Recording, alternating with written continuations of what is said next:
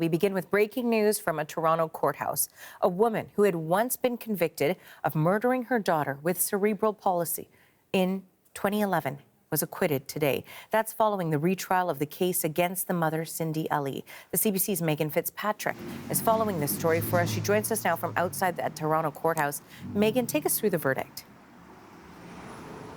Well, when the judge read her reasons, she reiterated what she had heard at the trial, the retrial, which took place last fall, and that the Crown's position had been that this was a quote-unquote mercy killing, that Cindy Ali had made up a story about a home invasion to cover up her crimes, and that she, in fact, had killed her daughter by suffocating her with a pillow, and that it was Cindy Ali that was solely responsible for Sanara's death. She was 16 at the time.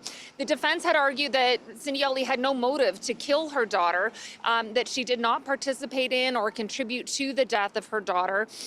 Cindy Ali had testified in her own defense at both of her trials, and the Crown had asked the judge to find Cindy Ali guilty of first-degree murder, saying that she had planned her daughter's death, that her daughter had had a few seizures the night before the incident, and that Cindy Ali the next morning decided she no longer wanted to see her daughter suffering and had decided that her health would never improve and that she would put an end to future suffering for her daughter. The Crown had asked the judge, if you can't find her guilty of first-degree murder, then find her guilty of second-degree murder.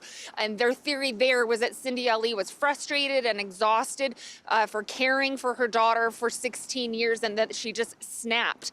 And then the Crown had asked the judge, if you can't find her guilty of second-degree murder, then find her guilty of manslaughter.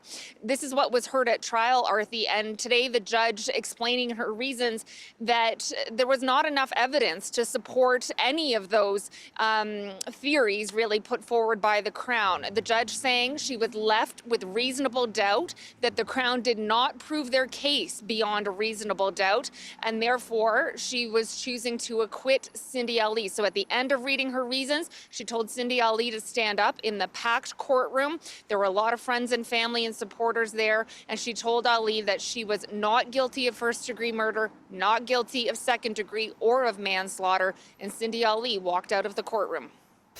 And we know that Cindy Ali then stepped up to a microphone and you got a chance to ask her some questions too about how she's feeling today now that the verdict is out. What did you hear from her?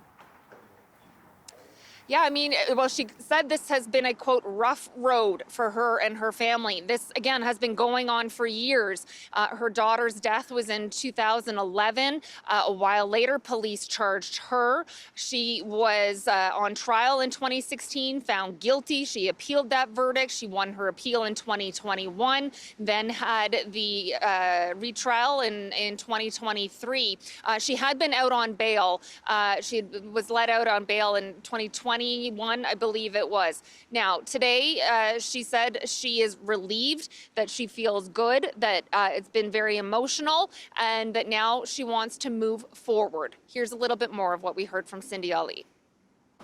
After today, it's going to be our time as a family to start healing and grieving, but not forgetting Sanara, because she's still here with me.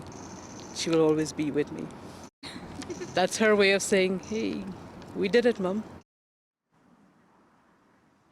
So she's saying her family needs time to grieve and to heal from this. She thanked her supporters and she thanked her lawyers, including James Lockyer. He also spoke to us. Here's a little bit of what he said about today's verdict.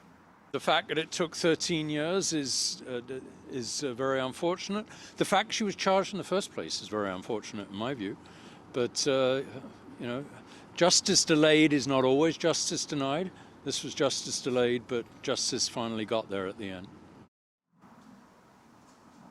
He said he felt a feeling of, quote, sheer relief at this not guilty verdict. When asked what can be learned from this case and this long legal battle, He said that what can be learned is that police can sometimes rush to judgment, and he thinks that's what happened in Cindy Ali's case, and that prosecutors sometimes follow the lead of police when they shouldn't, and that sometimes people get charged with crimes they did not commit.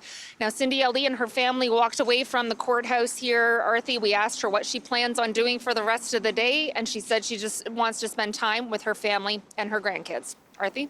Megan, thanks for this. That is the CBC's Megan Fitzpatrick reporting in Toronto.